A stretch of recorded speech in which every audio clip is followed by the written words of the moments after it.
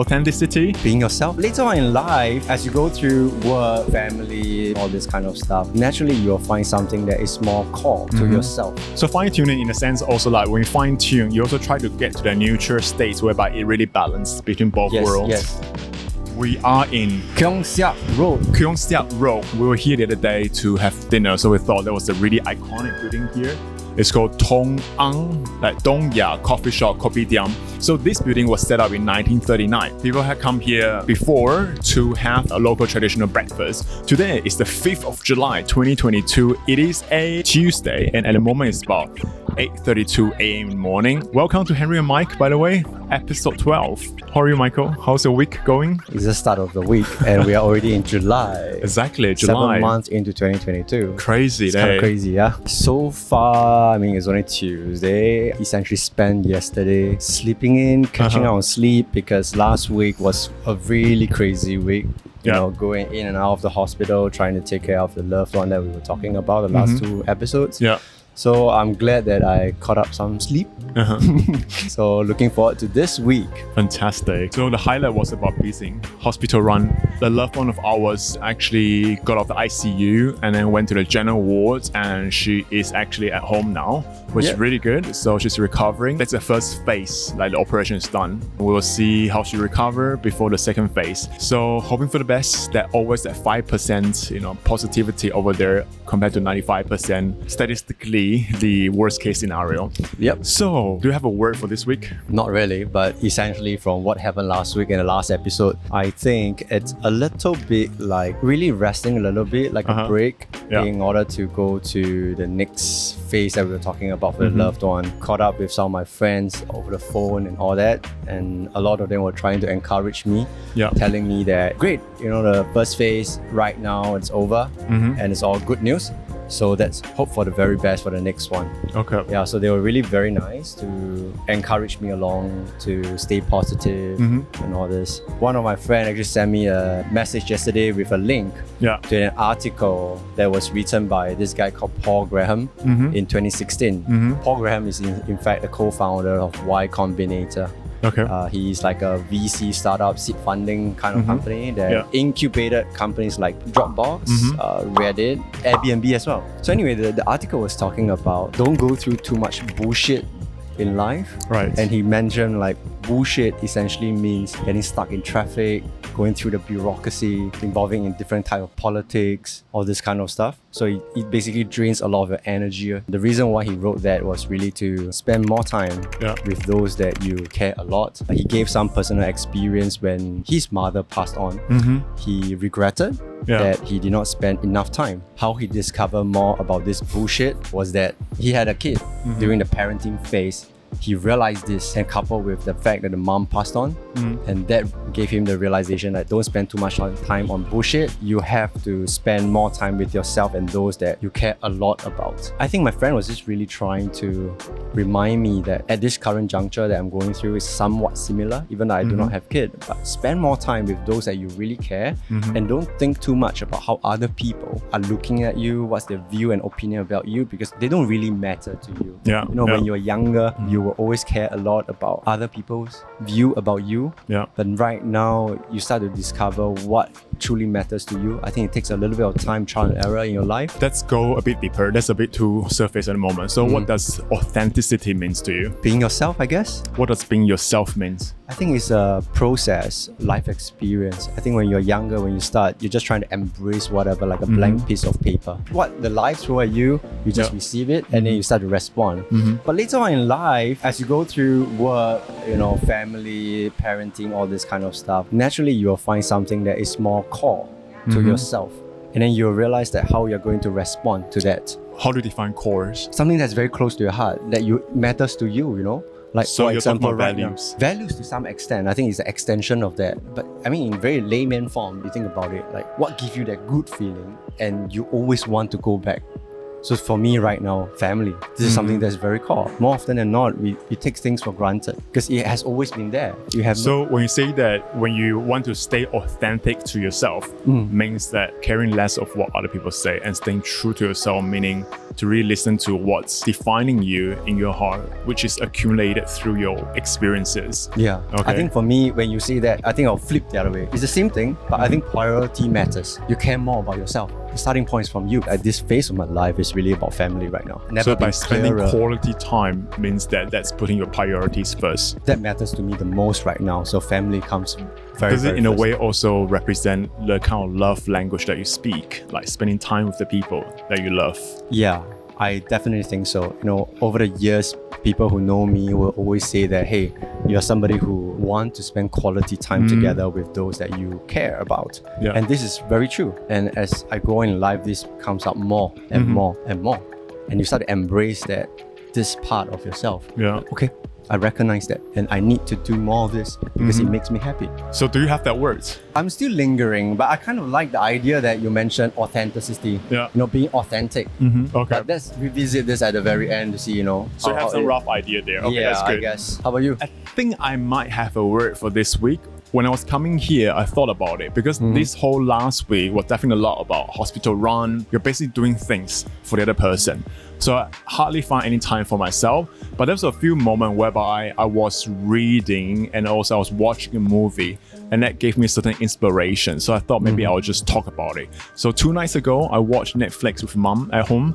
So we watched one of this German documentary. It is published in Netflix since 2020. It is called Bessere Welt als nie. English translation is home to home. So what happened was that this guy called Dennis Kailing, he is the protagonist and also the director of this film. It's a documentary basically. He's actually from Glenhausen. So in year 2015, he was questioning himself that is this it for life? He has a realization that, I go to work and people around me go to work and they go to party, they come back to lead their life. This is how his life was. And then he thought to himself that, is this everything that I have or is it more than life? He wanted to test that statement, the hypothesis. And also the second hypothesis was it really that people out there are all very dangerous? Because, when they say you want to go somewhere, because, you got to be careful, this place is dangerous, blah, blah, blah. So he wanted to test out these two hypotheses. And that's why he set off to the world. He wanted to see the world. And he didn't go with the flights only, but he went through with his bicycle. So he started off at his hometown, Glenhausen, and then he started cycling, going through Germany to Austria, to the eastern part of Europe, to Black Sea in Vienna, in Bulgaria. And from there, he went over to Istanbul. From Istanbul, he went further to Armenia. And then he took a flight. He went all the way to Nepal. From Nepal, he really started the Asian lake. He went on to India, Myanmar, Thailand, Malaysia, Indonesia, and all the way to Australia. From Darwin to the East Coast, Sydney. And from Sydney, he went to the USA to the South America, to Rio de Janeiro. And he went back to Europe, Morocco, Spain, France, Germany. That's literally one round. So it took him about 2 years, I think 2 years and 2 or 3 months altogether. And he promised that before he left, he said, I'll be back in 2.5 years. So during his journey, he was questioning all this, like, is it enough? What's my next motivation? How can I look for my motivation to really complete this trip? What happened after I completed this trip? Did I manage to find those answers for the hypothesis that he wanted to look out for? Like, is this really it for life, or is it people out there are dangerous, you see? What's his finding? Yes, there are places that are dangerous, like El Salvador. When he was there, a lot of people say once you get in, you get killed, and people try to kill him or try to hold him for ransom for money and stuff. But he managed through, and then his conclusion for one of the hypotheses is that people are generous and people are friendly and very hospitable and very helpful. Wherever he goes, he always had people actually invited him for dinner or asking him to come over to stay overnight. He really had a great time. And this is a documentary I think everyone should really have a look. He has a very dry humor, like very German dry humor. I will describe as bombastic or like a legacy that he set off. Like for your whole life, he took 2 years, 2 months, I think roughly, to do this world trip. Reminded me of the Camino we took, it's just amazing. When he came back to Germany, what he realized is that the hardest part is going back home and going to the inner self. And he said that he will not stay in that place for a long time, but at some point he will leave again. But what he realized that for the happiness that he has is those moments. And he doesn't need a lot, like instant money, materialistic, it's not really that important for him. What he truly needs is that freedom. The freedom on the two wheels, at the same time to have the ability and the time and the decision to decide when he wants to go somewhere else. So that's how he defines the happiness moment.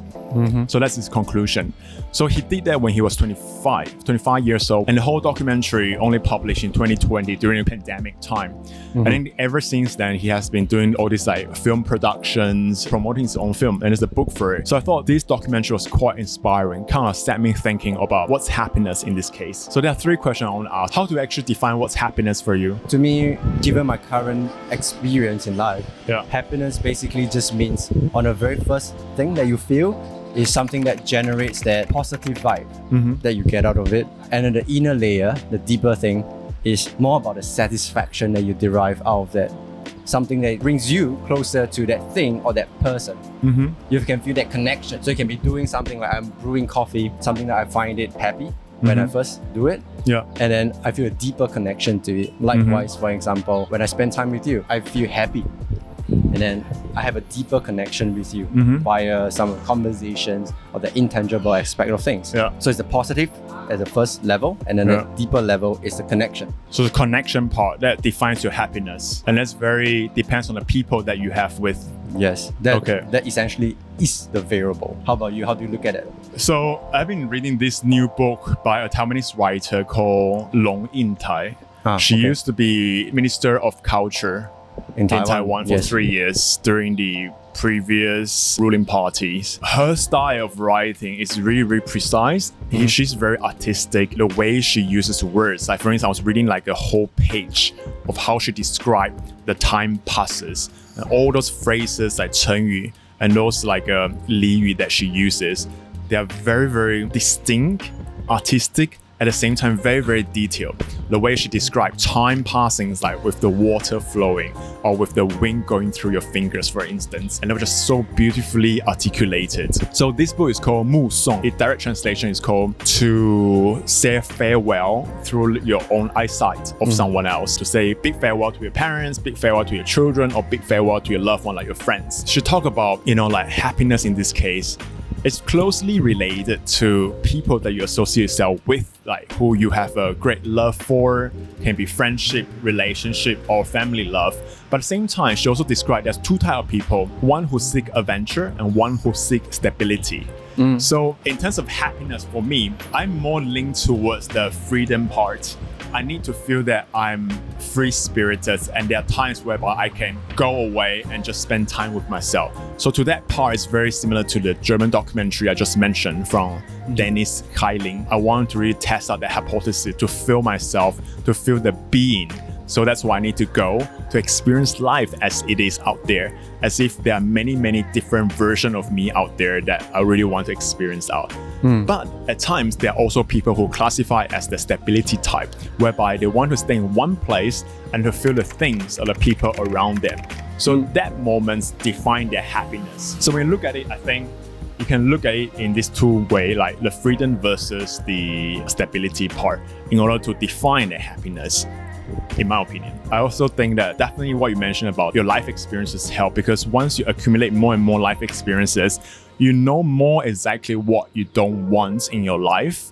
And then you constantly will search for the things that makes you feel comfortable, makes you feel satisfied, which is what you mentioned about spending time with people that you love and also doing things that you love. Like, especially, I know that for you, it's making that cup of coffee or the tea, the whole process of grinding your coffee beans to really brewing them in different flasks and different equipments that you have. Those are the moments that you enjoy. Those are the moments that you spend time for yourself, but at the same time, giving values to other people, you see. So I think everyone defined that differently. I'll be curious to know what the audience, like, either you're on YouTube or Spotify listening to all this, how do you define happiness in this case? Has it changed ever since you're younger to where you are right now in this point of time? I'll say that's my definition of happiness. Yeah, there are things that makes me happy, but they always change because of the situation that you are in and how you perceive the world. Okay. So I think I have my words for this week. What about yours? I think you brought out the essence of what I was talking about, being authentic. Okay. Authenticity. So I think your word for this week is authenticity. and my word is happiness. Would you agree with that? Freedom versus stability. This come out stronger to me. Yeah, but those are two words. If I may, Yeah. if I want to summarize this freedom that you are trying to aspire towards versus the stability, I view it in terms of volatility in life. Those that prefer stability will have a shorter waveform.